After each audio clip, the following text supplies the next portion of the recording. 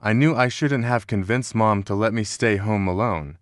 It was my first time, and I wanted to prove I could handle it. The house was silent, except for the hum of the refrigerator and the occasional creak of the old wooden floors. I was sprawled on the couch, halfway through a scary movie, when I heard a faint knock on the front door. My heart skipped a beat. I muted the TV and strained to listen. The knock came again, a little louder this time. I got up, tiptoeing to the door. Peeking through the peephole, I saw nothing. Just the empty porch illuminated by the flickering porch light. "It's probably just the wind," I whispered to myself, trying to ignore the unease creeping up my spine.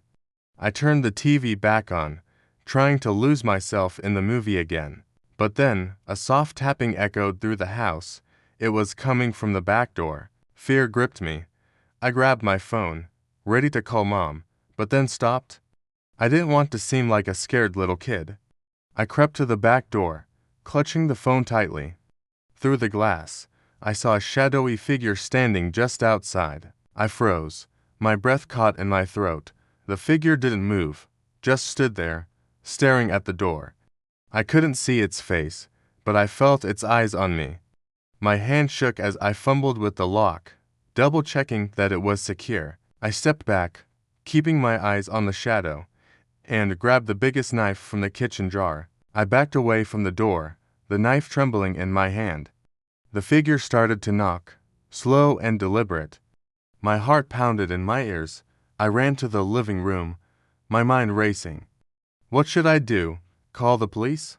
Hide? The knocks grew louder, more insistent. Then, they stopped. The sudden silence was even worse.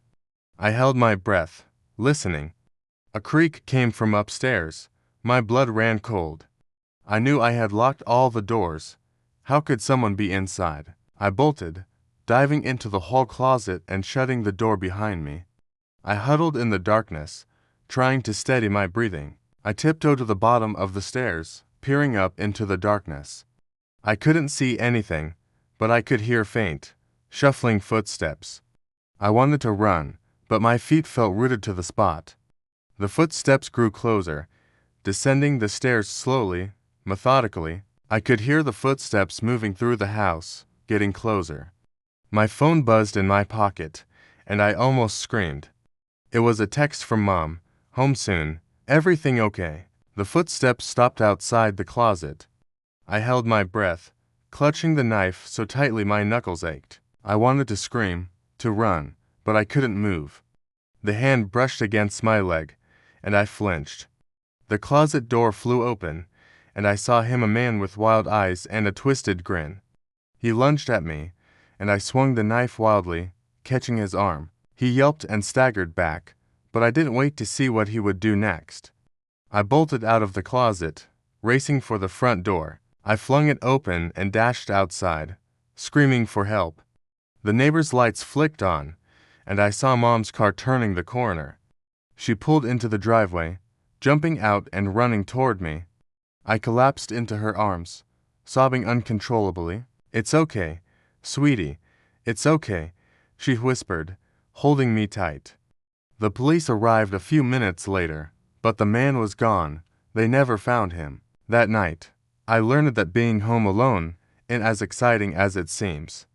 And sometimes, the monsters from the movies are real. My fingers trembled as I typed back, "Someone's in the house. Hurry." The door handle rattled. Slowly, it began to turn.